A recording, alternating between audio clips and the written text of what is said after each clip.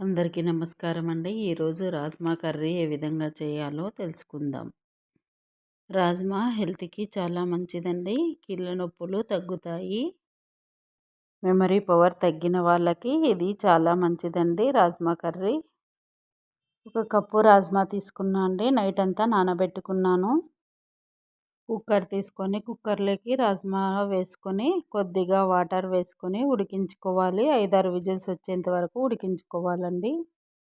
Mixie jar తీసుకొని ఇందులో పచ్చి కొబ్బరి వేసుకున్నా అండి. చెక్క, లవంగాలు, ఒక ఆనియన్ వేసుకున్నాను. ఇలా కట్ చేసుకొని 6 గోడంబి తీసుకున్నాను. ఇవి మెత్తగా పేస్ట్ చేసుకోవాలి. ప్యాన్ తీసుకొని కొద్దిగా ఆయిల్ వేసి ఆవాలు,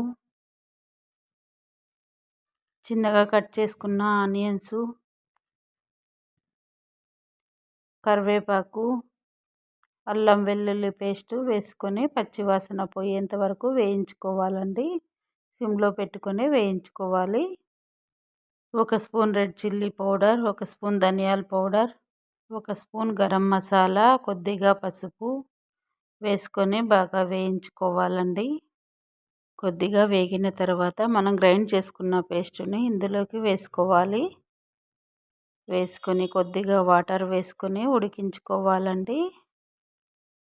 కల్లుప్పు వేసుకున్నాను. వేసుకొని బాగా మిక్స్ చేసుకోవాలి. మిక్స్ చేసుకున్న తర్వాత రాజ్మా బాగా ఉడికిందండి. ఇందులోకి వేసుకొని బాగా మిక్స్ చేసుకోవాలి. ఈ మసాలా అంతా బాగా కలిసేటట్టు కలుపుకోవాలి. కొద్దిగా కొత్తిమీర వేసుకున్నా అండి. కొత్తిమీర వేసుకొని గార్నిష్ చేసుకుంటే రెడీ అయిపోయింది. రాజ్మా తినడం వల్ల షుగర్ రాదండి. డైట్ చేసే వాళ్ళకి రాజ్మా చాలా యూజ్ అవుతుందండి. గుండె జబ్బులు రాకుండా చేస్తుంది. ఇందులో B12 విటమిన్ ఉంటుందండి. ఫైబర్ ఎక్కువగా ఉంటుంది.